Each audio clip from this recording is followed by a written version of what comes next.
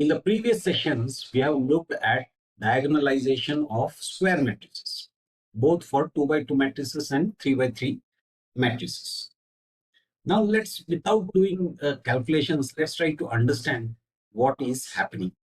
Now, given a vector V and a transformation matrix A transforms the vector V to give us A times vector V.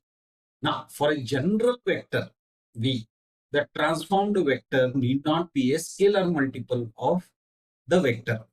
But if V is an eigenvector of A, then the above transformation is the same as that given by lambda times the vector V, where lambda is the corresponding eigenvalue. So only in case of eigenvector of a transformation matrix A will we have A times vector V is equal to lambda times vector V. Now the vector V is originally defined in XY coordinate system. If A is diagonalizable, a basis for the vector space can be formed using linearly independent eigenvectors of A. Remember how we found these independent eigenvectors of A? We took the transformation matrix A. Then what did we do? We went through the characteristic equation, evaluated it for lambda. We got multiple lambdas. Now for each of these lambdas, we evaluated the eigenvectors, which were linearly independent. Now these eigenvectors define a new coordinate system. So basically, along these eigenvectors, if we draw a straight lines, then we end up with a new coordinate system. Now we form a matrix P whose columns are the eigenvectors of A, such that P inverse AP is equal to D, where D is a diagonal matrix. In this eigenvector coordinate system, the transformation acts independently along each axis. The diagonal entries of D are the eigenvalues and represent the scaling factors along these new axes. Remember, D will have only values in the diagonal positions.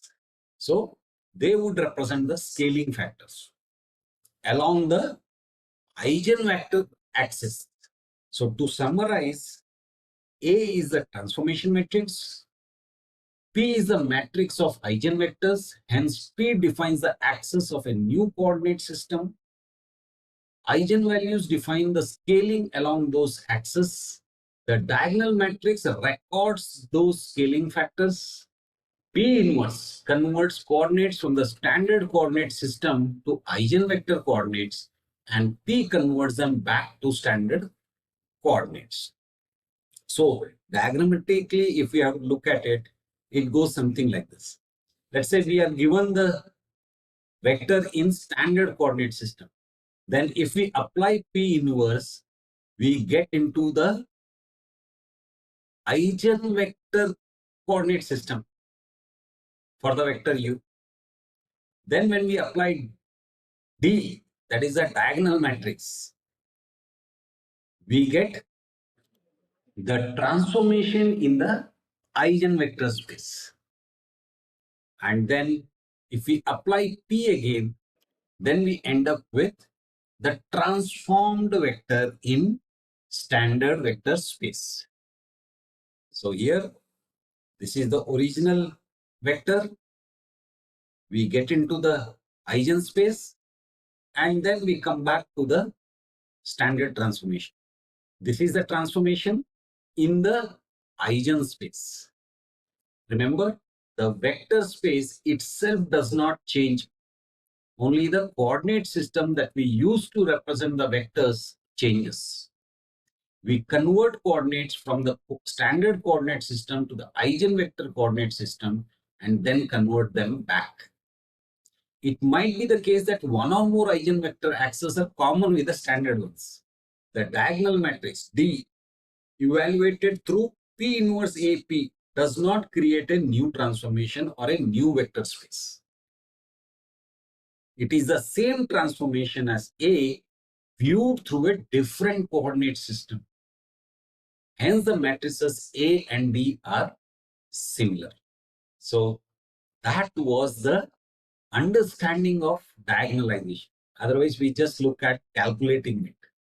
But its importance comes because of this change of basis. Now, previously in earlier chapters, we were looking at equivalent matrices. And now we are talking of similar matrices. So what is the difference between these two? That is summarized here in this table. So equivalent matrices, we evaluate it using PAQ. Similar matrices, we use P inverse AP. So for evaluating equivalent matrices, we choose P and Q which are invertible. Whereas in case of similar matrices, we choose a matrix P which is invertible. The order, equivalent matrices A and B need only have the same order. Whereas in case of similar matrices, A and B must be square matrices. Equivalent matrices involves independent changes in row and column spaces. Whereas in similar matrices, we are talking of change of basis for the same linear transformation. Main purpose for equivalent matrices is studying rank and solvability. Similar matrices used for studying eigenvalues and diagonalization. Rank is preserved in both the cases. Determinant in case of equivalent matrices not necessarily preserved, but in case of similar matrices they are preserved. Characteristic polynomial again not necessarily preserved in case of equivalent matrices, but in case of similar matrices it is preserved. Similarly, eigenvalues not necessarily in equivalent matrices, but yes in similar matrices. Now, as we keep reducing the matrices, we arrive at a normal form in case of equivalent matrices. Whereas in case of similar matrices, if we carry out this process, we arrive at the diagonal form if we have a diagonalizable matrix.